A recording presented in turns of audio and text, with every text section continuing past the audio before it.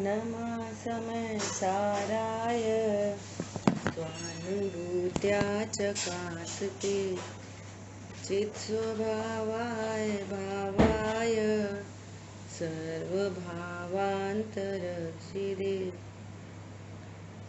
वन्दितु सौवसिद्धे धूमचल्मणोऽमं गतिं पत्ते भोक्ष्यामि समय पाहुड ब्रह्मो सुध केवली भड़िदम।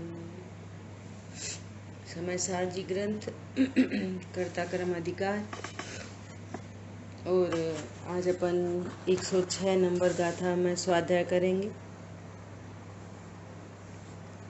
अपनी कल तक चर्चा हुई कि एक द्रव्य दूसरे द्रव्य का कर्ता नहीं हो सकता, वो द्रव्य से द्रव्यांतर नहीं होते, गुण से गुणांतर नहीं होते, तो किसी अन्य की पर्याय में जाकर क्या करेंगे, कैसे करेंगे, है ना।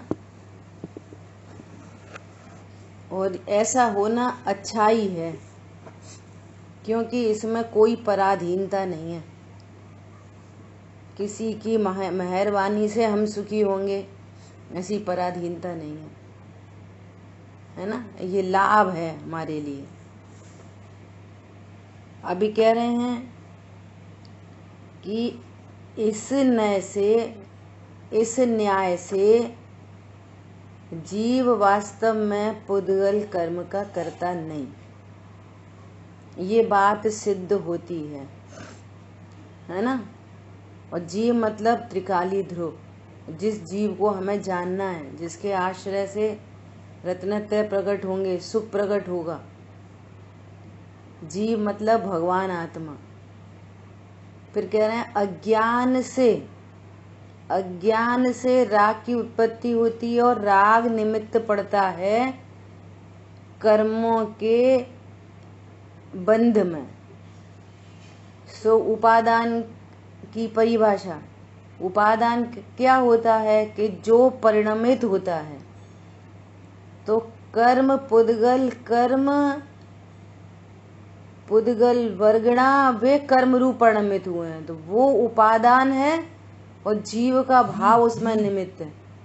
और निमित्त उसे कहते हैं जो उपादान में जाकर कुछ नहीं करते। एकदम क्लियर। उपादान की सिद्धि कैसे हो, उपादान किसे कहते हैं, जहाँ परिणमन हो रहा है वो उपादान है। वो अपने परिणमन शक्ति से अपने क्रमबद्ध में उस पर्याय रूप परिणमन कर रहा है, और परद्रव्य ऐसा निमित्त वहाँ उपस्थित है, वो परद्रव्य में जाकर कुछ नहीं करता। तो जीव कर्मों में जाकर उन्हें परिणमाते नहीं है। ऐसे उधर से भी लेना कि कर्म भी जीव में जाकर जीव को परिणमित कराते नहीं है। बस निमित्त नैमित्तिक संबंध होने से डायरेक्ट उपचार लगता है कि जीव ने कर्म बांधा या कर्म से जीव में भाव उत्पन्न हुआ। ये डायरेक्ट कथनी निमित्त नैमित्तिक संबंध की इसी प्रकार चलती है। दोनों साइड से लगाना है ना। तो अभी क्या कह रहे हैं कि इस बात को अब दृष्टांत से समझाते हैं। अब यह उपचार कैसे है सो दृष्टांत द्वारा कहते हैं। 106 नंबर गाथा है। जो देहि करे कदे जुद्दे रायेण कदम तिजम पदे लोगो व्यवहारेण तह कदम प्राणावर्णादिजीवेण योद्धा करें जहाँ युद्ध वहाँ वह भूप कृत जन गण कहें त्यों जीव ने ज्ञानावरण आधिक किए व्यवहार से। तो कितना सिंपल एग्जाम्पल दे रहे हैं। गाथार्थ। योद्धाओं के द्वारा युद्ध किए जाने पर राजा ने युद्ध किया, इस प्रकार लोक व्यवहार से कहते हैं। उसी प्रकार ज्ञानावर्णादि कर्म जीव ने किया, ऐसा व्यवहार से कहा जाता है। देखो कितना स्पष्ट एकदम। युद्ध कौन करता है? योद्धा। कहते क्या है? राजा ने युद्ध किया। इसी प्रकार अज्ञान मोह राग द्वेष ये कर्म बंधन में निमित्त हैं। और कहा क्या जाता है? जीव ने कर्म बांधे। देखो जैसे युद्ध परिणाम रूप स्वयं परिणमते हुए योद्धाओं के द्वारा युद्ध किए जाने पर, देखो क्या शब्द, देखो जैसे युद्ध परिणाम रूप स्वयं परिणमते हुए योद्धाओं के द्वारा युद्ध किए जाने पर युद्ध परिणाम रूप स्वयं परिणमित नहीं होने वाले राजा ने युद्ध किया, ऐसा उपचार है। देखो परमार्थ नहीं है। तो दोनों में क्या शब्द इस्तेमाल हो रहे हैं कि मैं युद्ध करूं ऐसे परिणाम से स्वयं परिणमित होते हुए योद्धा, और मैं युद्ध नहीं करूं ऐसे स्वयं परिणमते हुए राजा। राजा को क्या भाव? राजा को युद्ध करने का भाव नहीं आ रहा, तो उसमें भी स्वयं लगाया है। देखो युद्ध परिणाम रूप स्वयं परिणमित नहीं होने वाले, युद्ध परिणाम स्वरूप स्वयं नहीं परिणमित होने वाले राजा ने युद्ध किया। राजा को तो भाव ही नहीं आया मैं युद्ध करूं, और भाव आया योद्धाओं को, और स्वयं से आया, और राजा को स्वयं से ही नहीं आया। देखो स्वयं स्वयं शब्द लग रहा है। जो परिणमन करता है, जहां परिणमन होता है, वो स्वयं से ही करता है ना। तो लोक व्यवहार में ऐसा उपचार है, राजा ने युद्ध किया, जो कि परमार्थ नहीं है, सत्य बात नहीं है। वह व्यवहार ऐसे चलता है। इसी प्रकार ज्ञान वर्णादि कर्म परिणाम स्वरूप स्वयं परिणमते हुए, ज्ञान वर्णादि स्वयं परिणमन कर रहे हैं। पुद्गल के द्वारा ज्ञान वर्णादि कर्म किए जाने पर ज्ञान वर्णादि कर्म परिणाम रूप स्वयं परिणमित नहीं होने वाले ऐसे आत्मा ने ज्ञान वर्णादि कर्म किया, ऐसा उपचार है, परमार्थ नहीं है। कोई जीव तो ज्ञान वर्णादि रूप परिणमन नहीं कर रहा है। ज्ञान वर्णादि रूप परिणमन कौन कर रहा है? कर्मण वर्गण। कैसे परिणमन कर रही हैं? स्वयं अपनी उपादान योग्यता से। जीव क्यों नहीं परिणमन कर रहा उधर? स्वयं अपनी उपादान योग्यता से। जीव में ऐसी उपादान योग्यता ही नहीं है कि वो कर्म रूप परिणमन करे, और कर्मों में ऐसी उपादान शक्ति है कि वे कर्म ज्ञान वर्णादि रूप परिणमन करें। और कहा क्या जा रहा है? बीच में निमित्त नैमित्तिक संबंध की वजह से वह राग निमित्त, जीव का राग निमित्त है, इसलिए कहा जा रहा है। ऐसे वो भी फालतू में नहीं कहा जा रहा, लेकिन यहाँ पर निमित्त को गौड़ करके उपादान शक्ति बता रहे हैं। जीव की उपादान शक्ति क्या है और कर्मों की उपादान शक्ति क्या है? कर्मण वर्गणा। वो कर्मण वर्गणा ज्ञान वर्णादि रूप परिणमन करने की शक्ति, वो योग्यता स्वयं से किसी के द्वारा दी नहीं गई, स्वयं से उन पुद्गल परमाणुओं में स्वयं से सोबे ज्ञान वर्णादि रूप परिणमन करते हैं। और आत्मा किस रूप परिणमन करता है? बोलो, आत्मा किस रूप परिणमन करता है?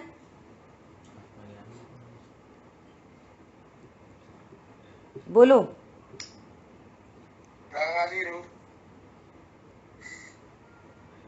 अब सुनो, एक आत्मा तो त्रिकाली ध्रुव है वो। देखो 3 आंसर आ गए 3 लोगों के।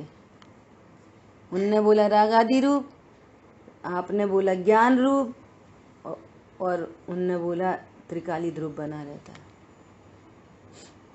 बात चल रही है आत्मा। आत्मा मतलब मैं, तो आत्मा किस रूप परिणमन करता है? ध्रुव ध्रुव बना रहता है। मतलब आपका ज्ञान वहां जाके क्लिक करे। बात क्या चल रही है? अभी तो राग ये वाली बात चर्चा नहीं आई कि आत्मा राग रूप परिणमन करता है। दोनों की उपादान शक्ति बताई जा रही है, 2 द्रव्यों की। निमित्त नैमित्तिक संबंध नहीं बताया है यहाँ पे। वो तो अपन ने बीच में ये वाली बात कह दी कि उसमें निमित्त राग है, त्रिकाली ध्रुव नहीं। तो अब बात चल रही है कि जीव मतलब त्रिकाली ध्रुव, तो त्रिकाली किस रूप परिणमन करता है? तो अपरिणामी, तो ज्ञान फिर अगेन ज्ञान रूप परिणमन करता है। ये भेद करना पड़ता है, खड़ा करना ये मजबूरी है। ज्ञान रूप परिणमन भी डायग्नोस करो। ज्ञान रूप कौन परिणमन किया? ज्ञान गुण की पर्याय। त्रिकाली ध्रुव परिणमन किया ज्ञान रूप? बोलो। त्रिकाली ध्रुव नहीं परिणमन किया ज्ञान रूप, परम निष्क्रिय पदार्थ है। समझ आई बात? भेद करना मजबूरी है और अभेद को जानना जरूरी है। ज्ञान रूप परिणमन करता है, ये एक राग से थोड़ा क्लोज है, पर त्रिकाली ध्रुव से तो बहुत दूर है, बहुत ही दूर है। राग के क्लोज है। ये भी राग भी भेद और ज्ञान भी भेद, समझनी पड़ेगी बात। लेकिन ध्रुव से तो बहुत दूर है। ये भी क्षण का पर्याय की प्रीति है, मैं मात्र जानने वाला हूं, समझ लेना ध्यान से। ये भी क्षण का पर्याय की प्रीति है। मोह नशे जब जाने जानन हार है। मोह तब तक नहीं नशता जब तक जानने वाला जानता है, क्योंकि जानने वाली पर्याय है।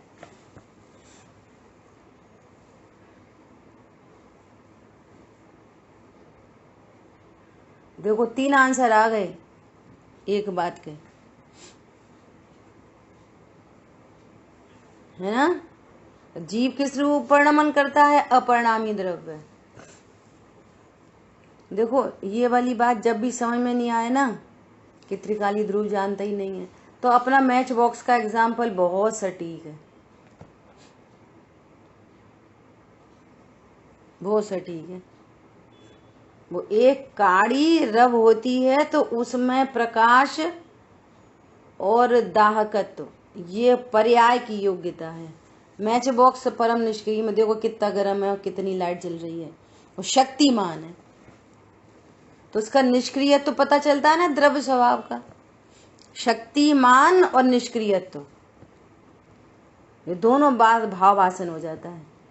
ऐसे त्रिकाली ध्रुव शक्तिमान निष्क्रिय पदार्थ है, जिसमें परिणमन का कार्य भी नहीं होता। हो उत्पाद व ध्रुव, उत्पाद व निरपेक्ष ध्रुव जीवन हमारा, जिसमें जानने का भी उत्पाद व नहीं होता। ठीक है, क्लियर?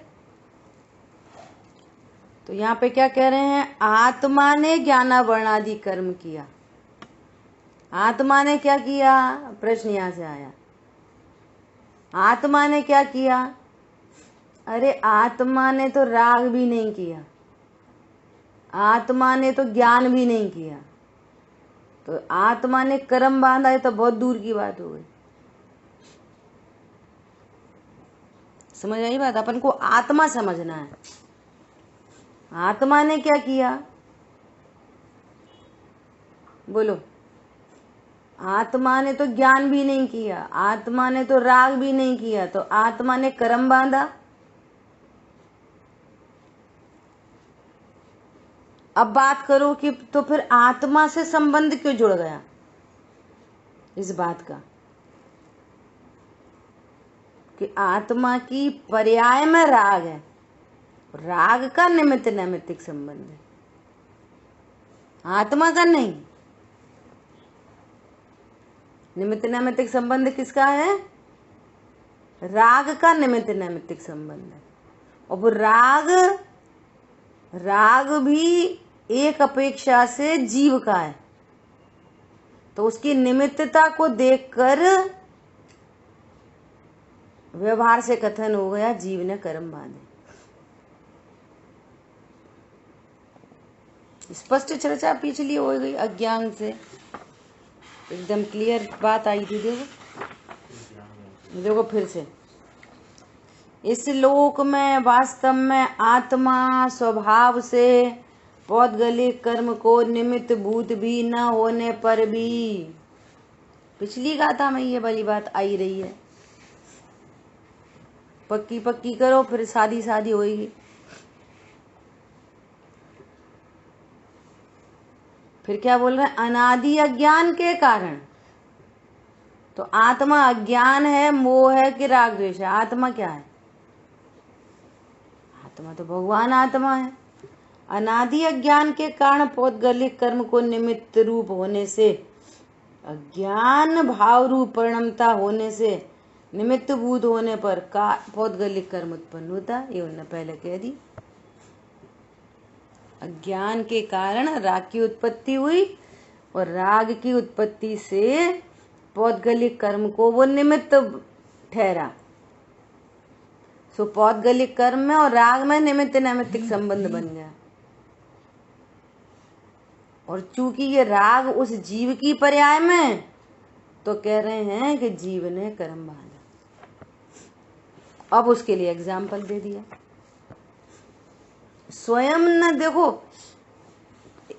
वो जो शब्द है ना, उससे मर्म निकलता है। स्वयं न परिणमित होते हुए राजा,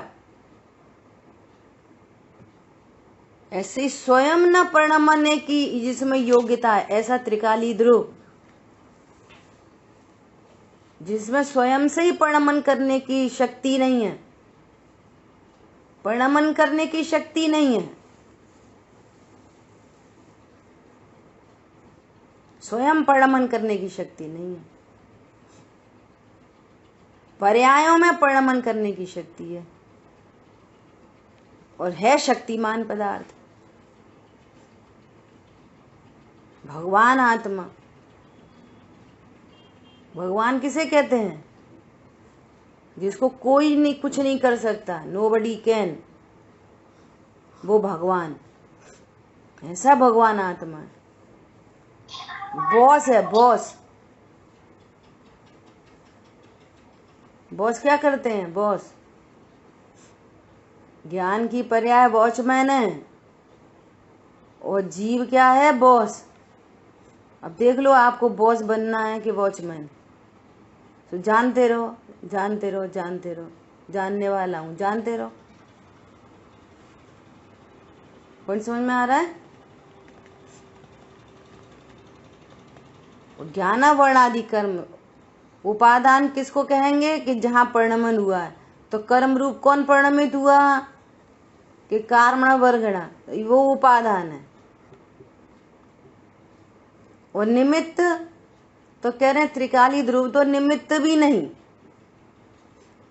जिसमें स्वयं ही परिणमन करने की योग्यता नहीं, और फिर भी उपचार से कहा जाता है कि जीव ने कर्म बांधा।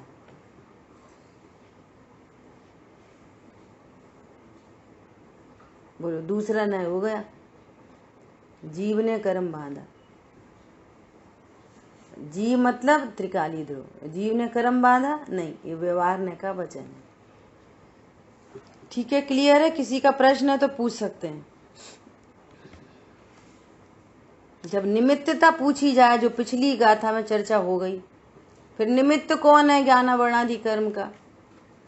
तो निमित्त राग है, जीव नहीं। ठीक है, क्लियर है? बोलिए। निमित्त राग है, निमित्त राग है तो कार्बन को भी निमित्त कह रहे हैं, दोनों कैसे? कर्मण वर्गणा तो उपादान है, निमित्त कहाँ कह रहे हैं? उपादान उपादान है। निमित्त राग। उपादान की परिभाषा क्या बताइए? अच्छा बोलो, अभी कम से कम 3-4 बार हो गई। बोलो कौन बताएगा उपादान की कैसे पहचान करेंगे उपादान कौन है? बोलो बताओ शांतनु।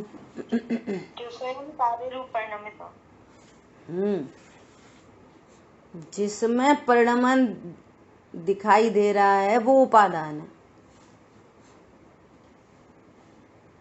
बीज में से 2 पत्ती निकली, वहाँ खाद पानी हवा सूरज सब है, तो किसको उपादान कहेंगे? जो परिणमा है सो उपादान है। परिणमन किस में हुआ, कार्य कहाँ हुआ है, वो उपादान है। रोटी बनी तो रोटी रूप कौन परिणमन किया? कि आटा, तो आटा उपादान है। और वहां तो बहुत सारी चीजें थी, मतलब चकला बेलन तवा अग्नि पानी बाई सब लोग थे।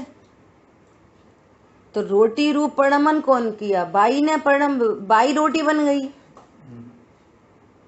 तो कहेंगे हटाओ ये उपादान है। चकला बेलन रोटी बन गए कि नहीं? आटा रोटी बना तो उपादान कौन ठहरा? आटा। उपादान की पहचान। अरे बात समझ में है? यहाँ बात चल रही है कर्म की, तो ज्ञानावर्णादि रूप कौन परिणमा? तो कह रहे कर्मण वर्गणा। तो कर्मण वर्गणा उपादान और ज्ञानावर्णादि कर्म कार्य, उसका परिणमन। तो ये उपादान है आपस में। समझ आई बात? उसमें निमित्त कौन? निमित्त सदा परद्रव्य की पर्याय होती है। पर्याय, परिणमन भी पर्याय है और निमित्त भी पर्याय है, ऐसा। ठीक है, क्लियर हो गई बात? बहुत जगह लगाओ, सब जगह लगा के प्रैक्टिस करो। देखो उपादान निमित्त, उपादान निमित्त ढूंढो। राग परिणाम में लगाओ उपादान निमित्त, सम्यक दर्शन में लगाओ उपादान निमित्त। जहां जहां कार्य होते हैं, कपड़े धुल गए, साफ हो गए, कपड़े धुल गए, ये कार्य हुआ, इसमें लगाओ निमित्त उपादान। मिथ्यात्व में लगाओ निमित्त उपादान,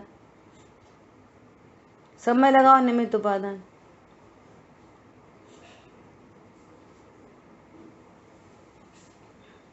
आ रही बात ख्याल में?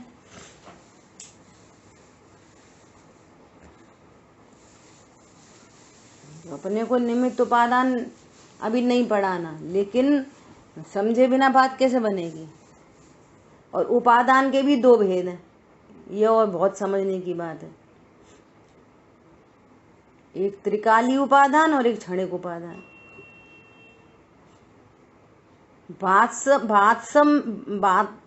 वास्तव में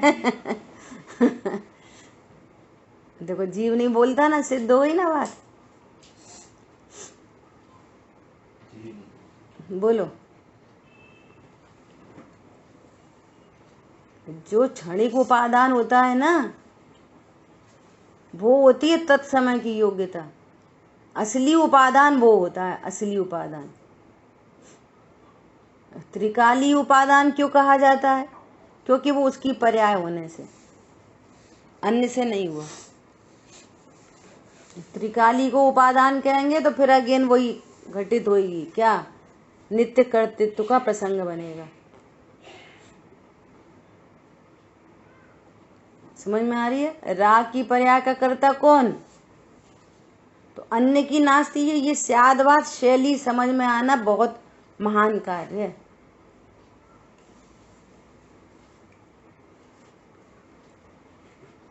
समझ में आ रही है? राग परिणमन हुआ, राग रूप। जीव की पर्याय कहना, जीव परिणमित हुआ। इससे क्या सिद्धि हो रही है? कि अन्य में नहीं हुआ, अन्य के द्वारा नहीं हुआ।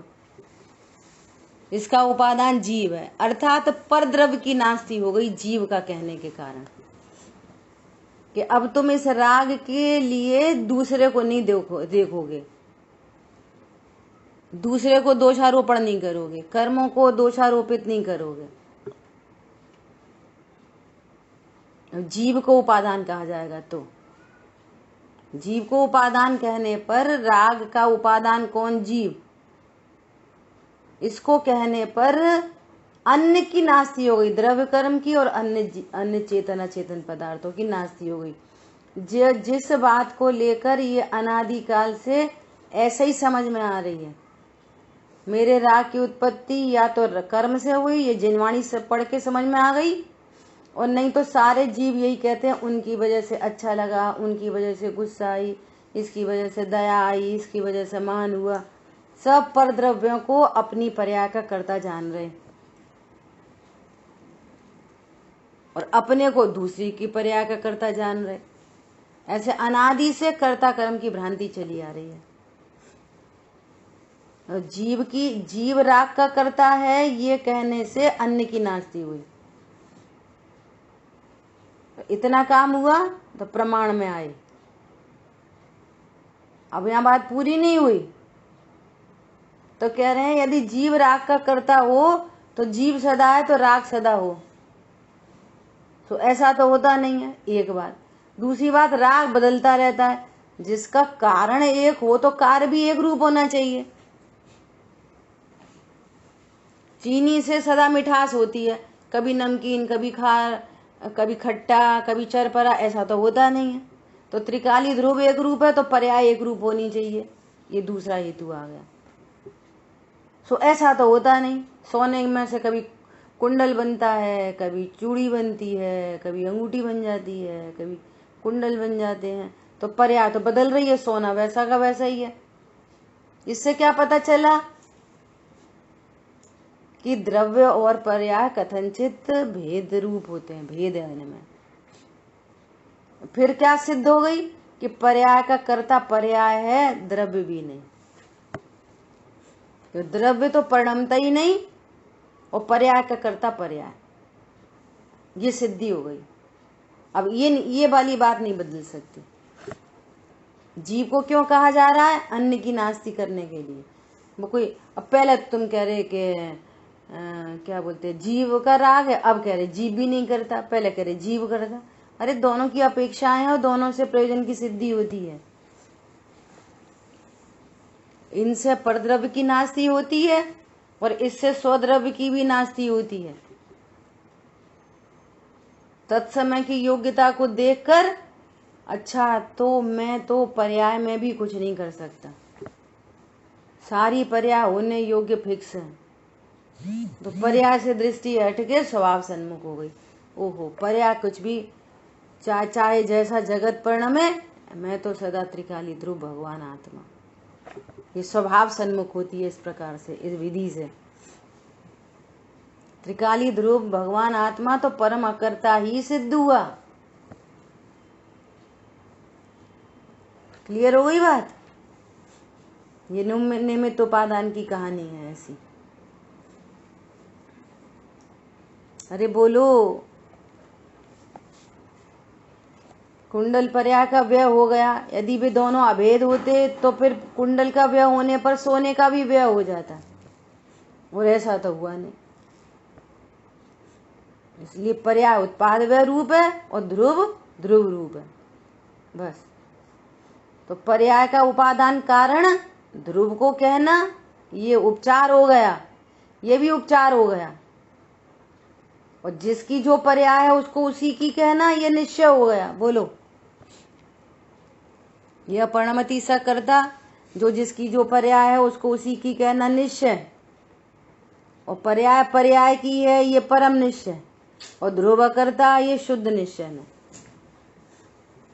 बोलो, होश पहुंच तो नहीं हो रही किसी को कि मजे आ रहे हैं? नए चक्र को चलाने में आनंद होता है। इसकी जो पर्याय है शो करता कहना, तो यहाँ किसकी पर्याय कहेंगे? जीव की पर्याय तो कहेंगे। हाँ, जीव की पर्याय की पर्याय नहीं, जीव की पर्याय। हाँ, जीव की पर्याय कहना, जो जिसकी पर्याय है उसको उसी की कहना, ये निश्चय हो गया, है? ये निश्चय हो गया। और इस निश्चय में अन्य की नास्ती हो गई, हाँ ऐसा। और पर्याय पर्याय से होती है द्रव, त्रिकाली ध्रुव है, ये परम शुद्ध निश्चय है, ये उससे ऊंचा वाला निश्चय है। अनुभूति इसने से होएगी, उससे नहीं होएगी। उस निश्चय से अनुभूति नहीं होएगी, वो भी निश्चय का कथन है। अनुभूति तो परम शुद्ध निश्चय के विषय से होएगी, पर्याय का भी करता नहीं। समझ आई बात? पर्याय का कर्ता द्रव्य है, ये भी व्यवहारने में चला जाएगा। हाँ, निश्चय से तो अपने संकार से स्वयं उत्पन्न होती है। हाँ, और त्रिकाली ध्रुव परम कर्ता।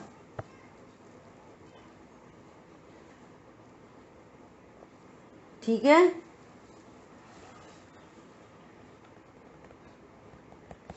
क्लियर हो गया सबको?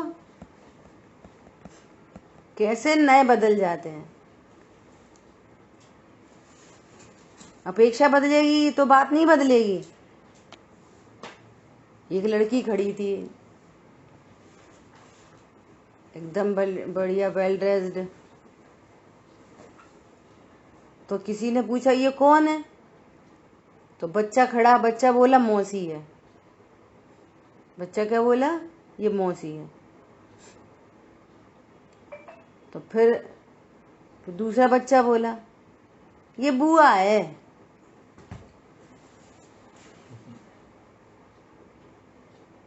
तो ऐसा क्या है, कभी तुम कह रहे हो मौसी है, कभी कह रहे हो बुआ है।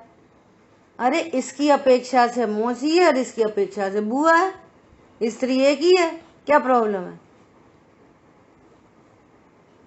अपेक्षा बदलेगी तो नया नहीं बदलेगा। बोलो। अब तब कभी तुम कहते हो निश्चय से, कभी कहते हो व्यवहार से, कभी कहते हो, जो अपेक्षा चल रही है उसको समझो।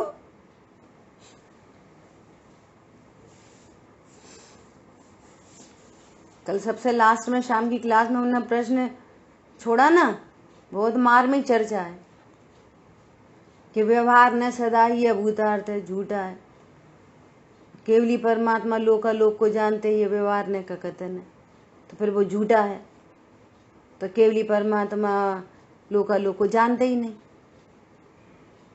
झूठा है ना भैया। वो अलग व्यवहार है, वो पराश्रित सो व्यवहार है, उसका एंगल दूसरा है।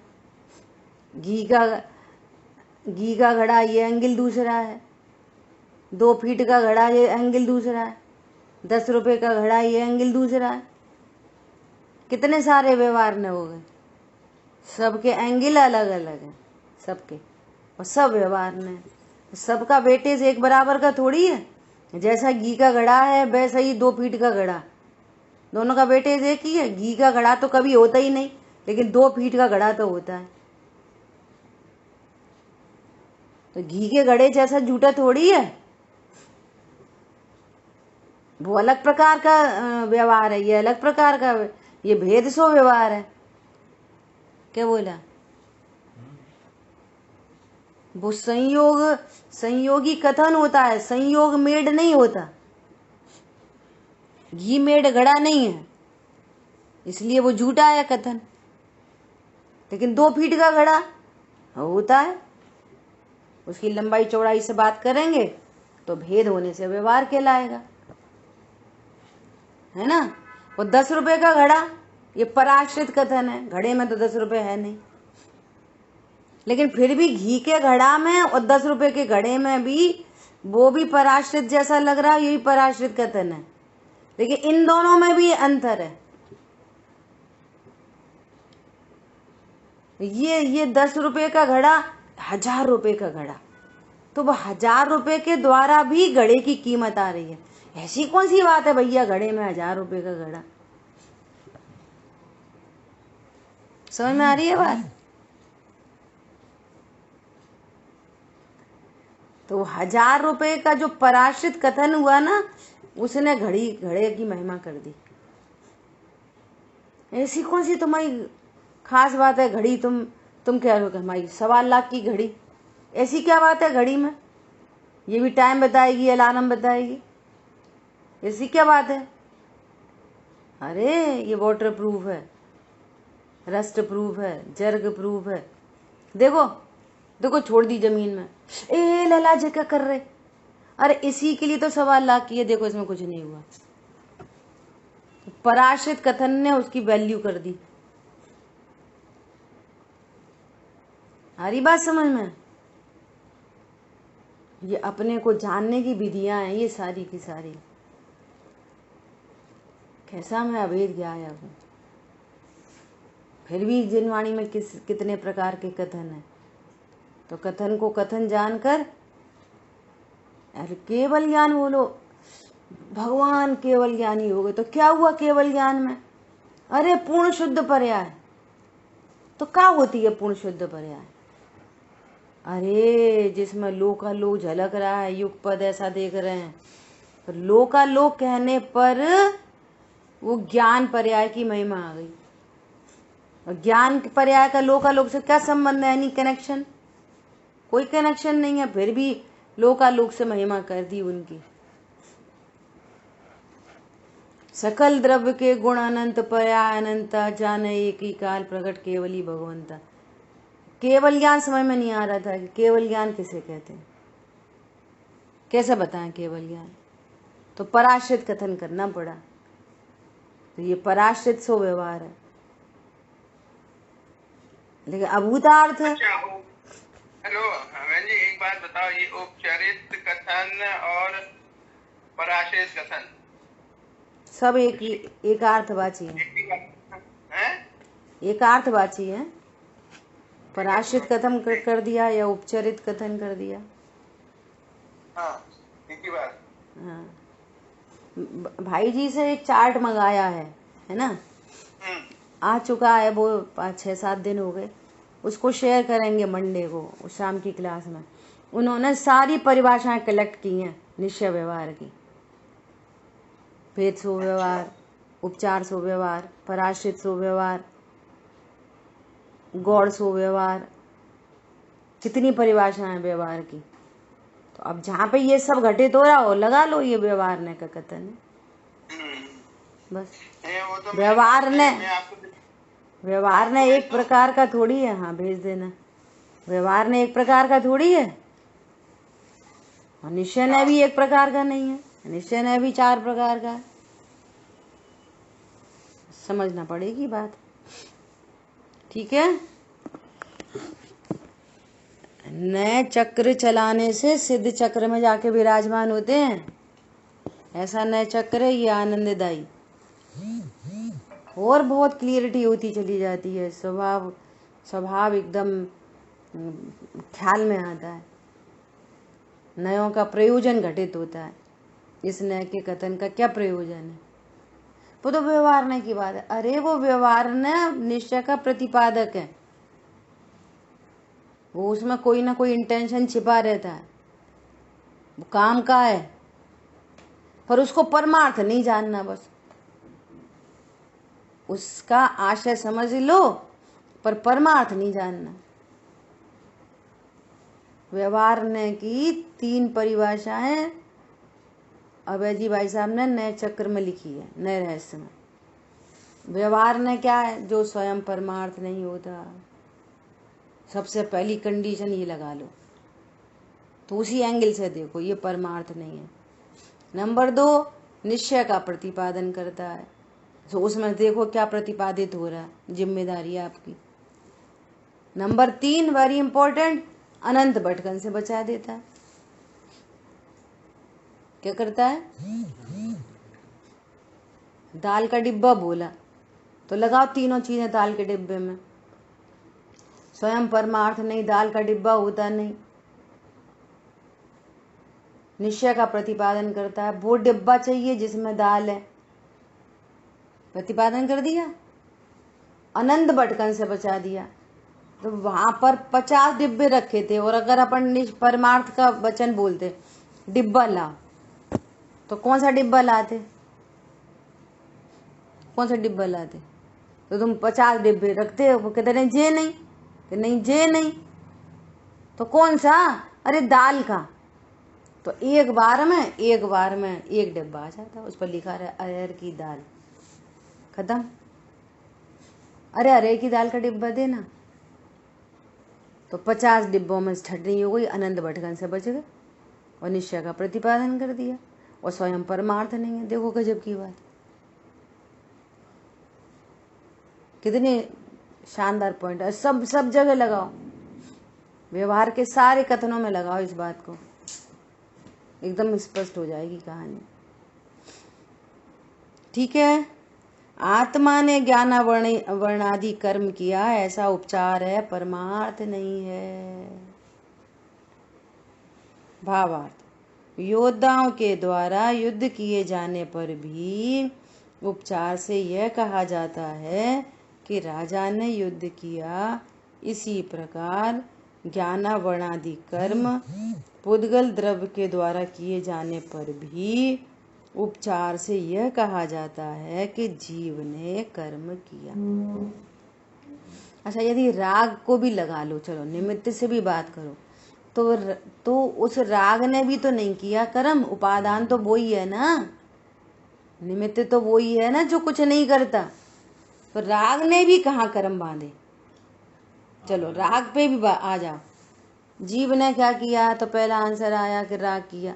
तो राग ने भी कहाँ कर्म बांधे? कर्म तो अपनी उपादान शक्ति से बंधे हैं, राग तो उसमें निमित्त पड़ता है। ठीक है, तो निमित्त सापेक्ष कथन किया जाता है। राग से कर्म बनते हैं, डायरेक्ट बोला जाता है, राग से कर्म बनते हैं। राग से राग होता है कि राग से कर्म बनते हैं?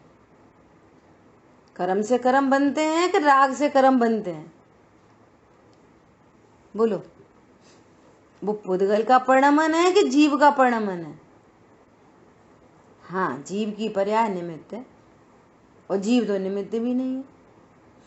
तो मैंने न भूतकाल में कोई कर्म बांधे, न वर्तमान में बांध रहा हूं, न भविष्य में बांधूंगा, ऐसा परम कर्ता सिद्ध हो गया। तो कर्म तो बंध रहे हैं, अभी अपन स्वाध्याय कर रहे, कर्म नहीं बंध रहे। हाँ, तो सुनो, वो राग की पर्याय अपने उपादान शक्ति से उत्पन्न हुई है, और वो कर्म बंधन में निमित्त है, वो निमित्त है, मैं नहीं। अब उन दोनों में निमित्त नैमित्तिक संबंध जो घटित होता होगा वो होता रहेगा, और मैं तो भगवान आत्मा हूं, मेरी छुट्टी। और जिस ज्ञान ने स्वीकृति की मैं भगवान आत्मा हूं, तो परिणाम में मिथ्या तो राग उत्पन्न नहीं होगा ऑटोमेटिक, और कर्म बनेंगे नहीं उस संबंधी ऑटोमेटिक, स्वीकृति का ही लाभ होगा।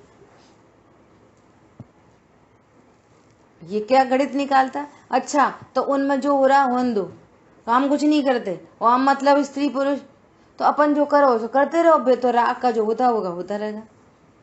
ऐसा खिचड़ी क्यों बना दी? हम मतलब ध्रुव दृष्टि होते से ही मिथ्यात्व गलते हुए टूट जाता है, अनंतानुबंधी गलते हुए टूट जाती है ध्रुव की स्वीकृति से।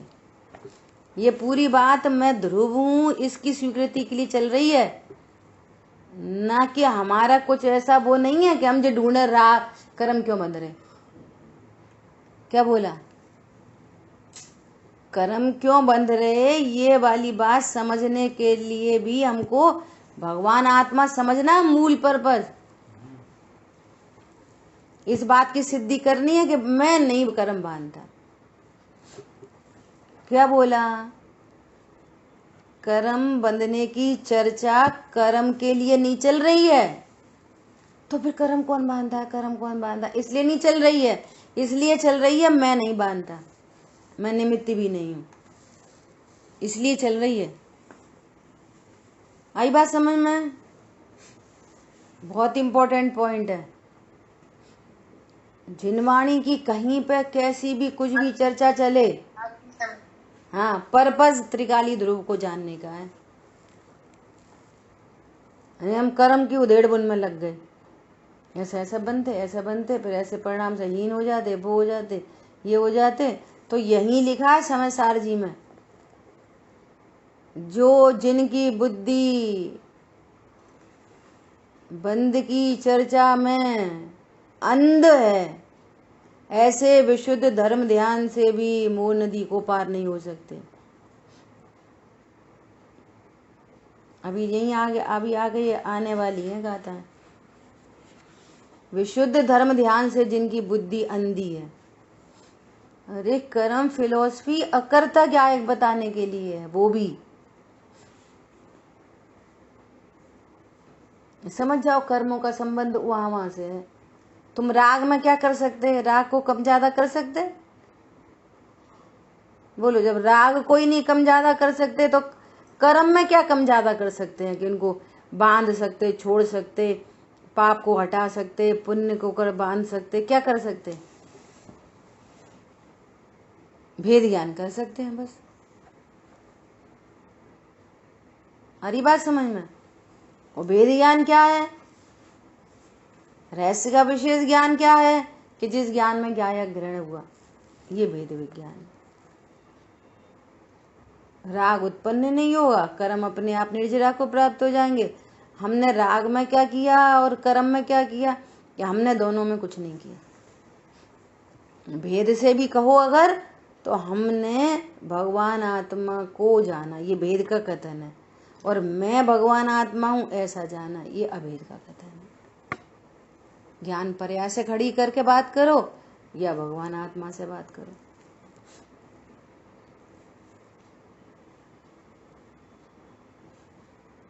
वो ज्ञान कहो किस मतलब का जिसमें होता भेद विज्ञान नहीं। वो किस मतलब का ज्ञान है? वो ज्ञान नहीं, नादानी है, जो परवश होकर बहता है, जो कर्मों के परवश है, पत्नी बच्चों के परवश है। भैया ज्ञान उसे कहते हैं जो अपने पारमार्थिक हित अहित का जिसे विवेक होता है, वो परवश होके नहीं बहता। अब क्या करें, बच्चे तो सुन नहीं रहे, अब क्या करें, पत्नी तो सुन नहीं रही, अब क्या करें, मौसम तो खराब है, अब क्या करें, सरकार तो खराब है। ये परवश होके, ये उदयाधीन व्यवस्था में बहना है। ये बहुत प्रचंड ज्ञान उदय को प्राप्त हो, अपने पारमार्थिक हित का विचार करे। मेरा हित कहाँ है? उसका नाम ज्ञान है। मनुष्य संगी पंचेंद्री ज्ञान मतलब 7 विषय ज्ञान का धारी। जे रोटी बनाने, खाने, लड़ने, झगड़ने के लिए नहीं है आए मनुष्य गति में, जैन कुल में 7 विषय ज्ञान से अपने निज हित का पुरुषार्थ करो, वो है 7 विषय ज्ञान। समझ आई बात? एक था राजा, एक थी रानी, दोनों मर गए, खत्म कहानी। क्या करते थे?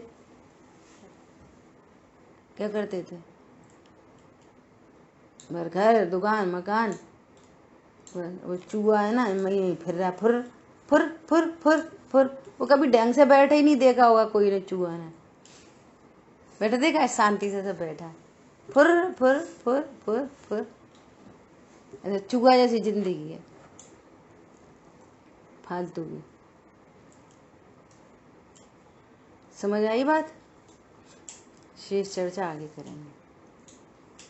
विचारना आगे फिर से वो 3 शब्द आ रहे हैं, प्राप्य, विकार, निर्वृत्त। कहाँ हो रहा है ये परिणमन? चलो, जिन वाणी के ज्ञान से सूझे लोकालोक, सो वाणी मस्तक नहीं सदा दे तो होंगे। बोली द्वाशांगमयी जिनवाणी माता की जय हो। जय जिनेन्द्र सभी को।